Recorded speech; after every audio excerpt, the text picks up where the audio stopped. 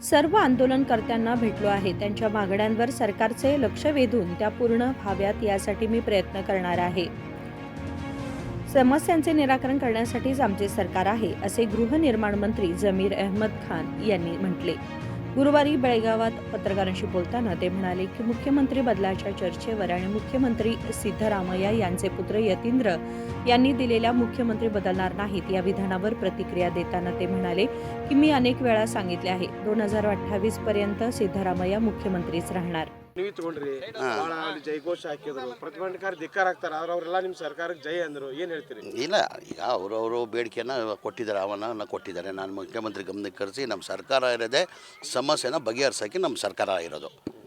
ಒಂದ್ ಕಡೆ ಸದನದಲ್ಲಿ ಬಿಸಿ ಬಿಸಿ ಚರ್ಚೆ ಆಗ್ತದೆ, ಮತ್ತೊಂದು ಕಡೆ ಏನಾಗ್ತದೆ ಅಂದ್ರೆ ಸಿಎಂ ಗಾದಿ ಬದಲಾವಣೆ ವಿಚಾರವಾಗಿ ಈಗ ನಾನು ಒಂದೇ ಮಾತು ಪದೇ ಒಂದೇ ಮಾತು. ಈಗ ಯತೀಂದ್ರ ಅವರು ಅವರ ಅಭಿಪ್ರಾಯನ ಹೇಳಿದ್ದಾರೆ, ನಂದು ಪದೇ ಒಂದೇ ಹೇಳೋದು. ಈಗ ಇದು ಯಾವಾಗ ಚರ್ಚೆ ಆಗಬೇಕಾಗಿರೋದು? ಮುಖ್ಯಮಂತ್ರಿ ಕುರ್ಚಿ ಖಾಲಿ ಇದ್ದರೆ ತಾನೇ ಚರ್ಚೆ ಆಗಬೇಕಾಗಿರೋದು. ಮುಖ್ಯಮಂತ್ರಿ ಕುರ್ಚಿದಲ್ಲಿ ಮನೆ ಸಿದ್ದರಾಮಯ್ಯ ಅವರು ಕೂತಿದ್ದಾರೆ, ಆ ಕುರ್ಚಿದಲ್ಲಿ ಸಿದ್ದರಾಮಯ್ಯ ಅವರು ಇದ್ದಾರೆ. ನಾನು 28ವರೆಗೂ ಮನೆ ಸಿದ್ದರಾಮಯ್ಯ ಅವರೇ ಮುಖ್ಯಮಂತ್ರಿ ಆಗಿರ್ತಾರಂತ ನಾನು ಭಾಳ ಸತಿ ಹೇಳಿದ್ದೀನಿ. ನಾನು ಅಂದರೆ ನಮ್ಮ ಪಕ್ಷ ಹೈಕಮಾಂಡ್, ಮನೆ ಮುಖ್ಯಮಂತ್ರಿ ಏನಂದರು, ಹೈಕಮಾಂಡ್ ಹೇಳ್ದಂಗೆ ನಾನು ಕೇಳ್ತೀನಪ್ಪ ಅಂದರು. DCM ಏನಂದರು, ಹೈಕಮಾಂಡ್ ಹೇಳ್ದಂಗೆ ನಾನು ಕೇಳ್ತೀನಂತ. ನಮ್ಮ ಪಕ್ಷ ಏನು, ಹೈಕಮಾಂಡ್ ಗೆರೆ ಹಾಕಿದ್ದು ಯಾರು ಗೆರೆ ದಾಟಲ್ಲ. ನಾವೆಲ್ಲ ಹೈಕಮಾಂಡ್ ಪಕ್ಷ. 28ವರೆಗೂ ಸಿದ್ದರಾಮಯ್ಯ ಈಗ ಕುರ್ಚಿ ಖಾಲಿ, ಈಗ ಚರ್ಚೆ ಯಾವಾಗ ಆಗ್ಬೇಕು ಹೇಳಿ? ಆ ಕುರ್ಚಿ ಖಾಲಿ ಇದ್ರೆ ತನಕ ಚರ್ಚೆ ಆಗಬೇಕು. ನೀವು ಕೂರ್ಬೇಕಾ, ಯಾರು ಕೂರ್ಬೇಕು, ಮತ್ತೊಂದು ಕೂರಬೇಕು. ಈಗ ಆ ಕುರ್ಚಿ ಖಾಲಿ ಇಲ್ಲ, ಕೇಳಿಲ್ಲ, ಅದೆಲ್ಲ ಹೂವಾಪುವ ಸುದ್ದಿಗಳದು. ಈಗ ಆ ತೀರ್ಮಾನ ಬದಲಾವಣೆ ಮಾಡೋಕ್ಕೆ ನಾವು ಮಾಡೋಕ್ಕೆ ಸಾಧ್ಯನಾ? ಇಲ್ಲ, ಒಂದು ನಿಮಿಷ. ಯಾರ್ಕನ ಗಡ್ಸಿದ್ಯಾ ಮನೆ ಮುಖ್ಯಮಂತ್ರಿಗೆ ಬದಲಾವಣೆ ಮಾಡೋಕ್ಕೆ? ನಮ್ಮ ಪಕ್ಷ ಹೈಕಮಾಂಡ್ಸ್ ಮಾತ್ರ ಗಡ್ಸಿರೋದು. ಅವ್ರು ಬದಲಾವಣೆ ಮಾಡಿ ಬೇರೆಯಿಂದ ಯಾರಿಂದನೂ ಸಾಧ್ಯ ಇಲ್ಲ. ಹೈಕಮಾಂಡಿಂದನೇ ಸಾಧ್ಯ.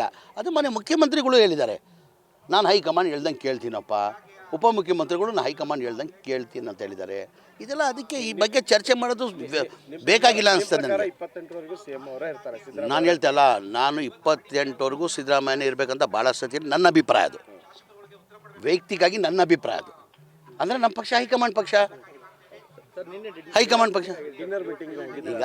ಈಗ ಬೆಳಗಾಂ ಅಧಿವೇಶನಕ್ಕೆ ಬಂದಿದ್ದೀವಿ ನಾವು.